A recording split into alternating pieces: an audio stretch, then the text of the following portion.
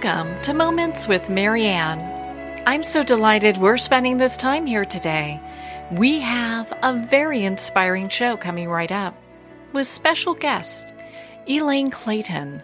And she's here to share with us her new book, Making Marks, Discover the Art of Intuitive Drawing. Now, Elaine is an artist, author, and illustrator of several books for children and books for adults on intuitive intelligence, which includes Making Marks, Discover the Art of Intuitive Drawing, Luminaria, Intuitive Journal and Cards, and others, A Little Bit of Angels, A Little Bit of Fairies, and A Pug's Guide to Happiness. She is an intuitive reader, Reiki master, and teacher on intuitive empathic development. So let's welcome to the show, Elaine Clayton. Thank you for having me. I'm so happy to be here. You know, what an honor it is to have you here to talk about this book. And I've got to ask you, what inspired you to write this book? Well, a whole lot of things converged. You know how sometimes just so many elements of what your best ideals are come together, and that's kind of what happened with this. I'm an artist and I'm also a teacher. So over the years, working as a teacher of art and then as an author of children's books, illustrator and author of children's books, I've found that people, adults and children, were really great at free expression and drawing until they got to be about 7 or 8, which is the age of reason. So you start to mature and develop cognitively a little differently, but also our conditioning expectations about what mark making is in school. There are very many worthy things that we're being taught. So mark making becomes about more than just free expression, right? You have to learn to make marks for writing and for using writing as a symbol of, numbers and letters and things like that. So free expression in drawing starts to fade. So kids and adults alike would say how much they love drawing, but, I really like drawing, but I'm no good at it, so I don't do it.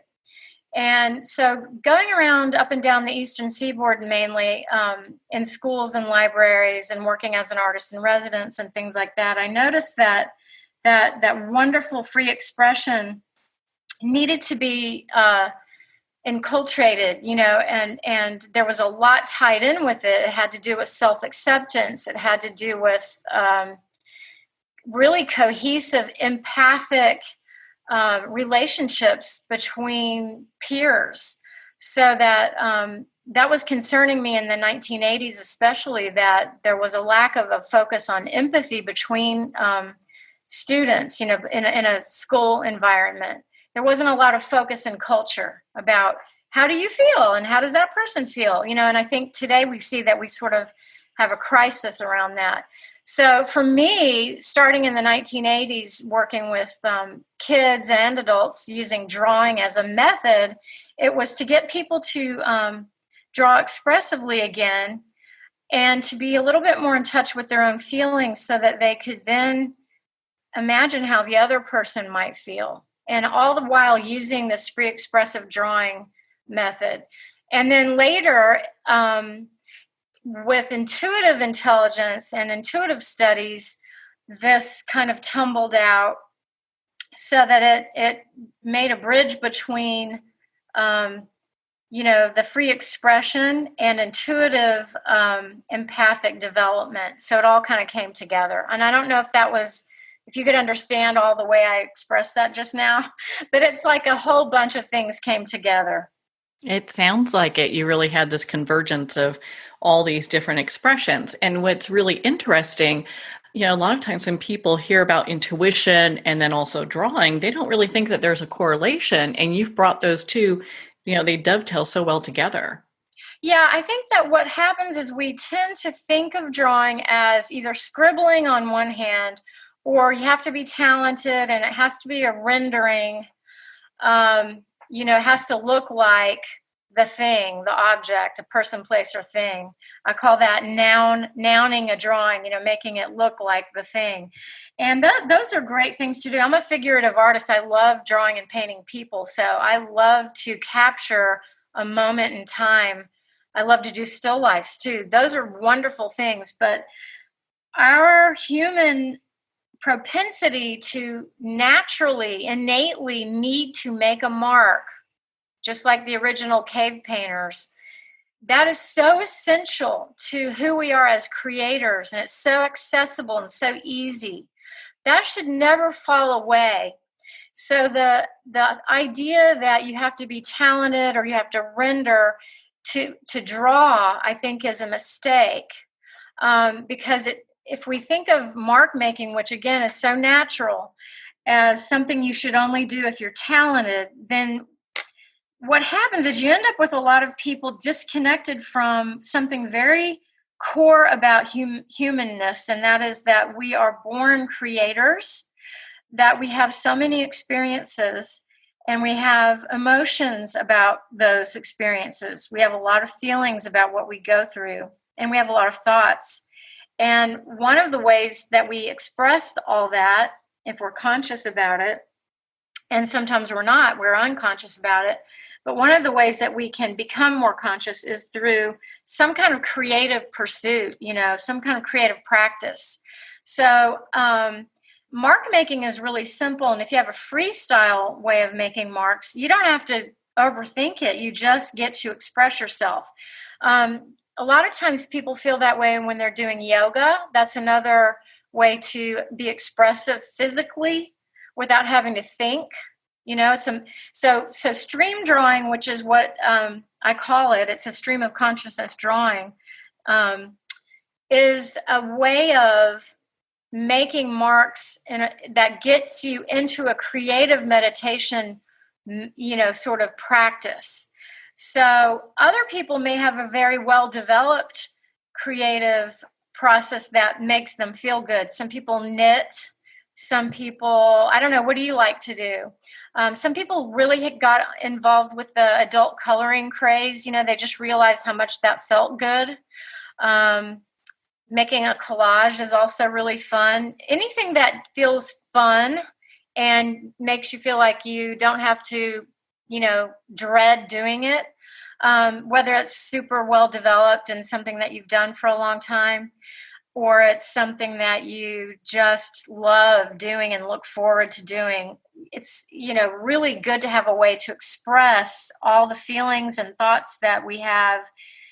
Otherwise it comes out in dreams, but, we need to also in our waking time have a way to get out these feelings and thoughts. It's constructive to do it that way, and it's empowering to do it that way. So what if you have somebody that says, you know what, I'm not really good at art. I can't draw, and all I can do is doodle. What do you say to those people? Well, I say this is what I would say, that doodling is drawing, and that I don't know where that word doodle comes from. It sounds, on one hand, it might free us up and let us draw without being too attached to the outcome, which is wonderful because that means you can draw without worrying about it. But on the flip side, the downside of that word doodle is it sounds ridiculous. It has no merit. You should probably throw it away afterwards. Most of us don't have a collection of our doodles, right? Because no one thought that they were very valuable. It's another way of saying drawing isn't really important, and there's no value in it. So the reason why I call this freestyle drawing stream drawing is because I recognized that when people were quote unquote doodling, they were doing something really profound. They knew they felt really good while they were doing it. They were either concentrating in a way that made them feel good, or they were expressing in a way that made them feel relaxed, maybe during a meeting while they were listening, or they were on the phone or something back in the day when we weren't on the cell phones all the time. I don't know if anyone draws while they're on a cell phone anymore. But, there are times when people just pick up a pencil and they, quote unquote, doodle. But instead of saying that that's not very worthy and it doesn't matter and it's just silly, I think that we're entering a stream of consciousness flow that has a lot of worth in it, and that something profound is going on, and we need to pay attention to it and acknowledge it and actually pronounce it a little bit more and find what's in it for us and do more of it. That's what I would say. Well, you just touched on a whole lot that I want to unpack here. So. Okay, let's do it. Yeah, let's do it. Let's hop into this. So, so when people are drawing, and I know these are probably really basic questions, but just any question is good. Oh, good. Well, so let's say somebody is doing some drawings, but how do they know if they're actually doing intuitive drawings or all drawings intuitive within themselves? Well, that's an interesting thing. Some things connect us intuitively more than other things. You have a left brain and a right brain. So we have a lot of emphasis in our culture on logic and reason. We completely have dismissed, for the most part, feelings, emotions, creativity, empathy, really any component of that you might sort of characterize as spiritual or ethereal. We have had very low tolerance for any conversation like that. If someone said women's intuition or I have a hunch, you might get away with saying I just have a hunch, but we don't listen to it half the time. So it's been dismissed a lot. So we overly emphasize the other part of the brain, but we need both sides. We need to be able to be emotional and imaginative and creative and empathic, as well as logical and rational and reasonable, right? Use all of those, use our whole brain. And so there are types of drawing that put us on alert, that make us feel that we must be correct. If I'm doing something where I have to measure everything, like let's say I'm doing an architectural study to, make sure that I do like an aerial view of a house, so that I've got the layout of a house. I'm probably not as intuitive. There may be some, because there are some spatial relations and I have to use my imagination a little, especially if I'm just coming up with it. If I'm dreaming it up, that would be kind of the creative part. But if I am doing it almost like an assignment where I have to measure things and I have to be really correct, I'm not really allowing myself to be very playful. So the intuitive part is more so shut down.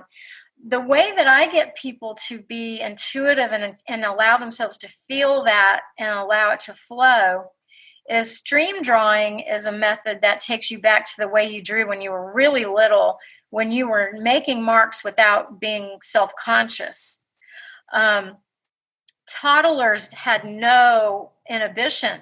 When we were, 1 and 2, we didn't even know we weren't allowed to draw all over the walls, right? There was nothing. You couldn't make a bad mark. You just knew that it felt great.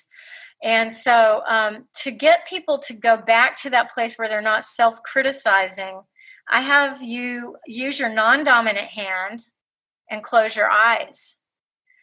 That way, people go, oh, wow, okay, I don't have to try to be in control. There's no way I can necessarily draw it right or wrong. And there's no right or wrong here about it. And since I can't see it, I can't judge it and stop myself. So that allows the person to shut off the part that wants to make it so so logical and rational that it freezes us up. And the intuitive side can be allowed to emerge more so. And then you can be more in touch with how it feels to be making the mark and how it feels to be in that emotional place where we open from the heart and we're not so much using our mind to discern. We're actually opening from another place where connecting to how we feel about um, the movement that we're making and to the sound that the pencil makes on the paper and more subtle things. Now, those things are happening all the time, but we don't stop to think consciously about the impact it has. And that's the same thing with the visual imagery and its impact on us. We are inundated with visual imagery all day, and it makes us feel a certain way, and it makes us think about ourselves in a certain way. And we know it. We know it so well, but we don't use it to build each other up. How our society uses it is to sell stuff to each other by triggering fear mostly.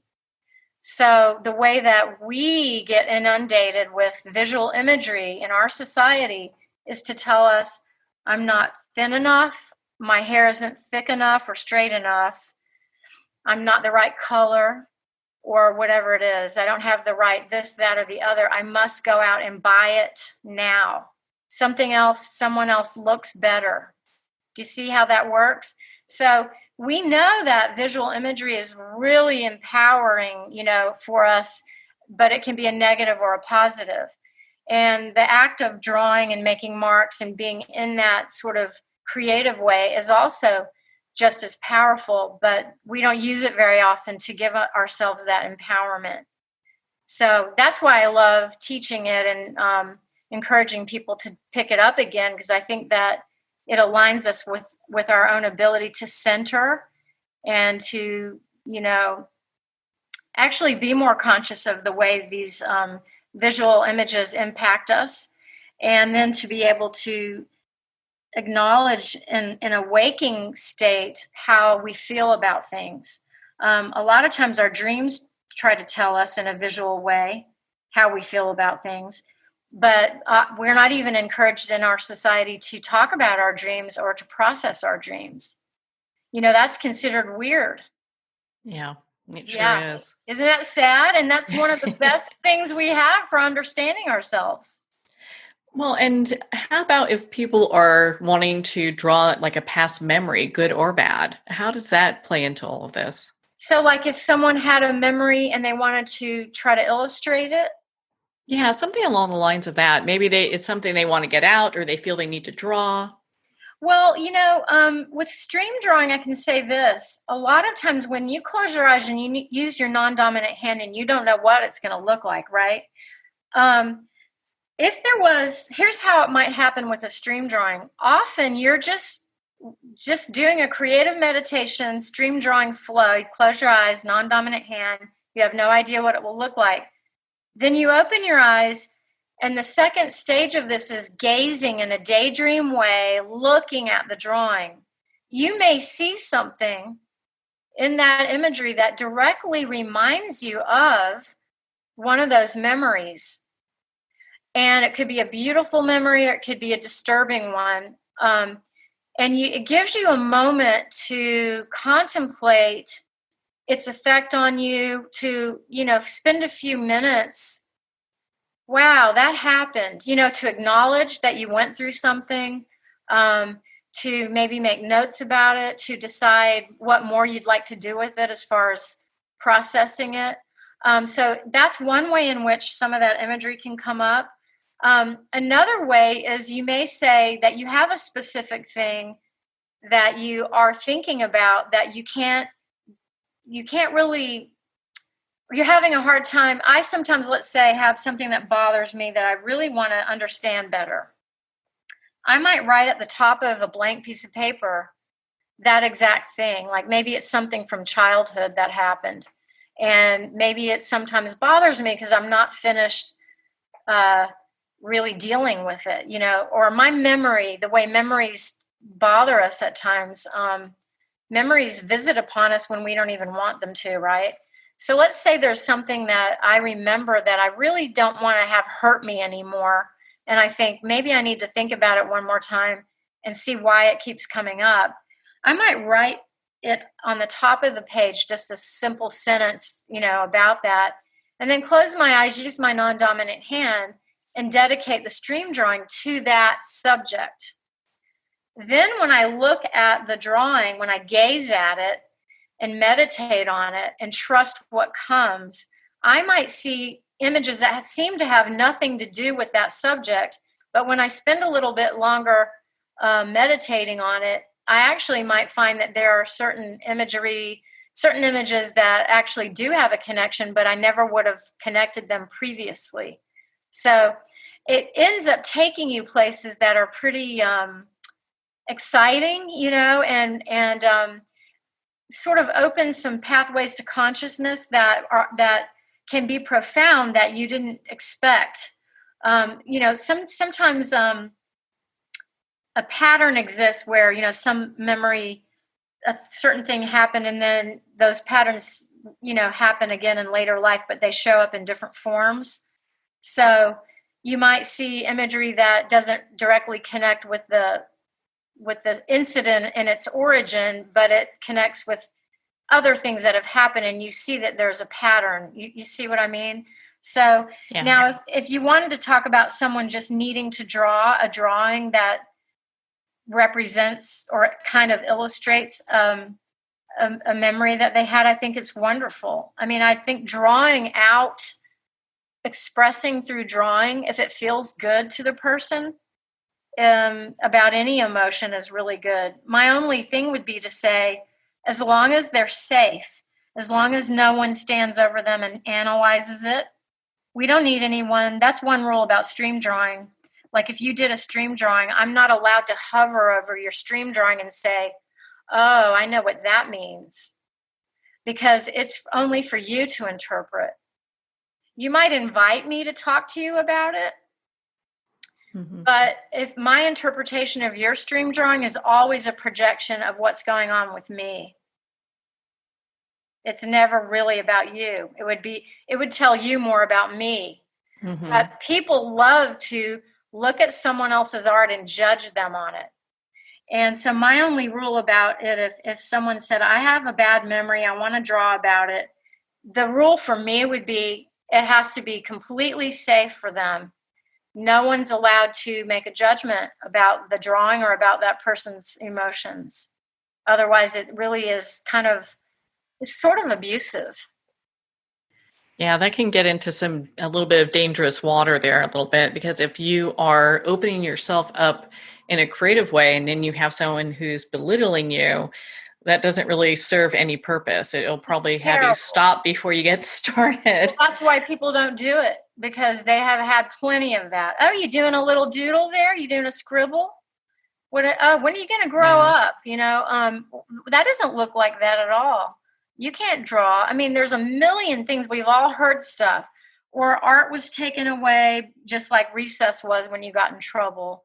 One way or another, people were sometimes humiliated in art class. I mean, or just people's attitudes, just like you said, belittling. Now, if you're working with an art therapist, they'll understand a lot of the symbology that may strengthen someone, and that's a whole different thing.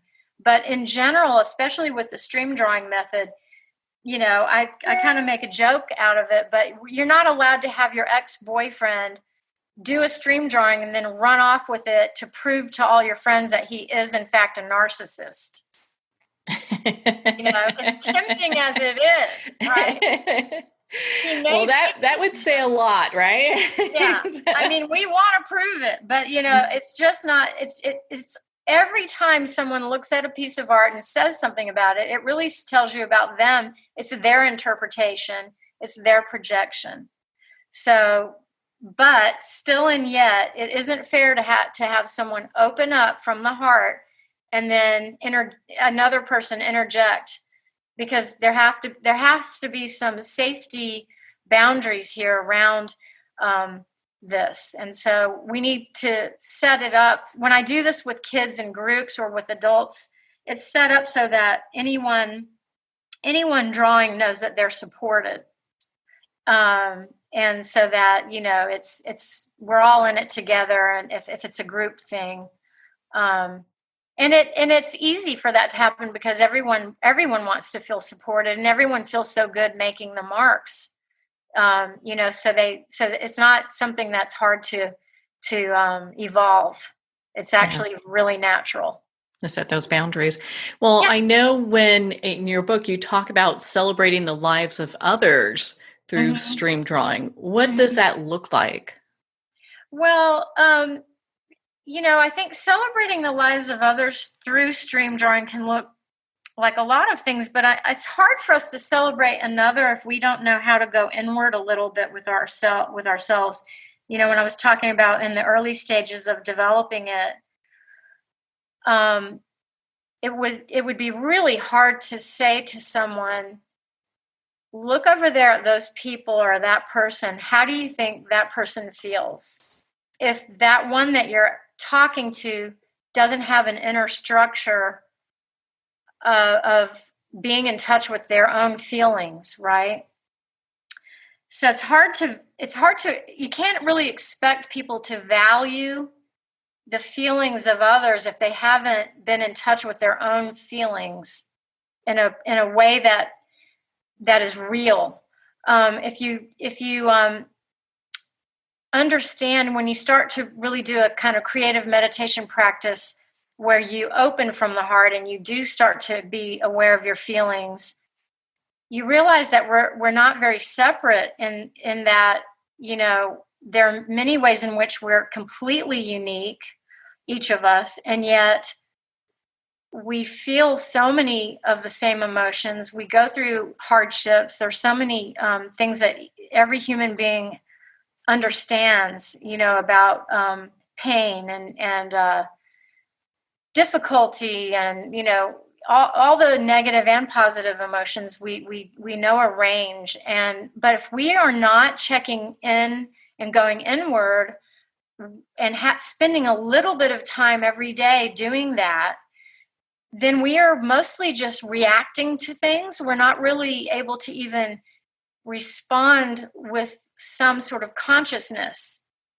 And so it's hard to be able to celebrate someone else genuinely without that empathy, without that emotional intelligence. It does require an inner dialogue.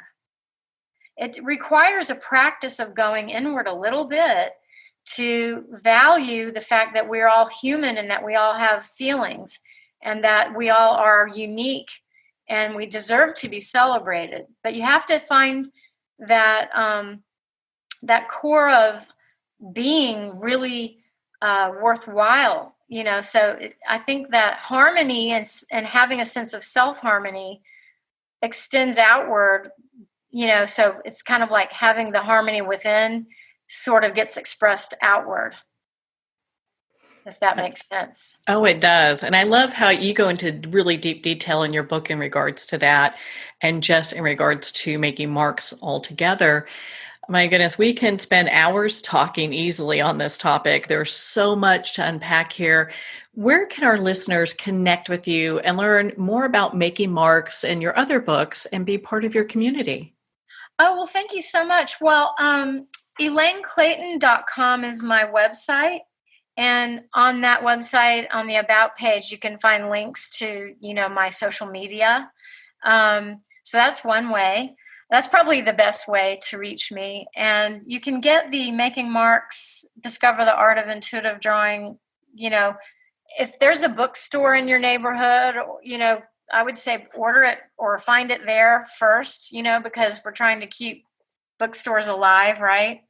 Or you can get it on Amazon. I mean, there are countless ways to get the book. It's with Beyond Words, Simon and Schuster, Atria. So it's out there. And I think, did I tell you enough information about how to find me? Well, and real quick too. So if people are looking for, let's say, like readings or maybe Reiki Oh, sessions yeah. or maybe classes, Oh, where absolutely. you offer those too, right? Oh, I sure do. I'm on, besides on my website where you can reach me directly, I'm on Best Psychic Directory, because I do, besides teaching how to use, the stream drawing making marks method as a creative meditation practice and for developing deeper intuitive empathic knowledge, people do seek me out. And in that case, what happens is I dedicate a stream drawing that I will do in their honor. So someone will say, well, will you do a reading for me? And I'll say, yeah, I would love to. Don't tell me anything.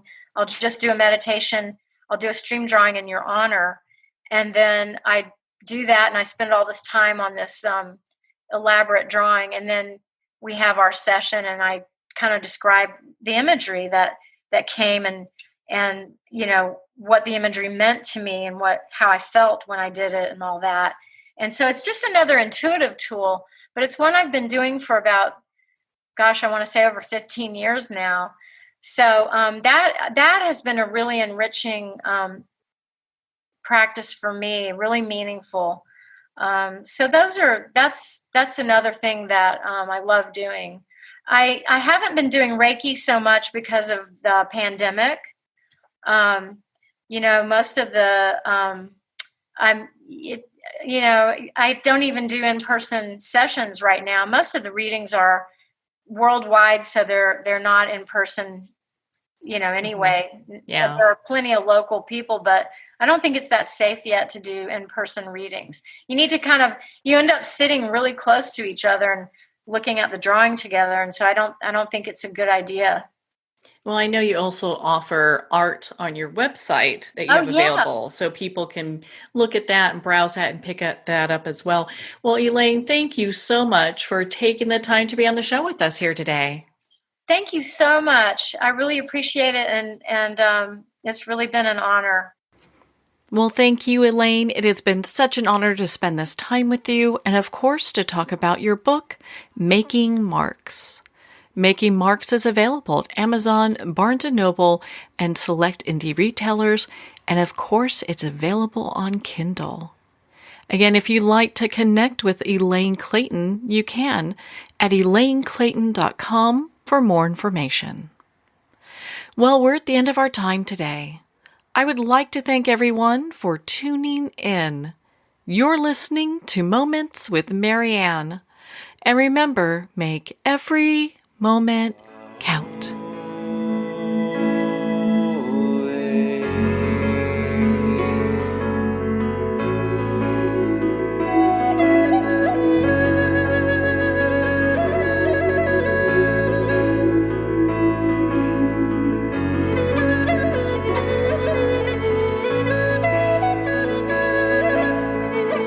In a single moment, your life can change. Moments with Marianne is a transformative hour that covers an endless array of topics with the best of the best. Her guests are leaders in their fields, ranging from inspirational authors, top industry leaders, and business and spiritual entrepreneurs. Each guest is gifted and a true visionary, a recognized leader in her own work, and while teaching others to develop, refocus, and grow, Marianne will bring the best guest and sometimes a special surprise. Don't miss this. You never know just which moment will change your life forever. Moments with Marianne airs every Sunday, Monday, Thursday, and Friday at 8 p.m. Eastern and 5 p.m. Pacific Time. Make sure to tune in and visit momentswithmarianne.com for more information.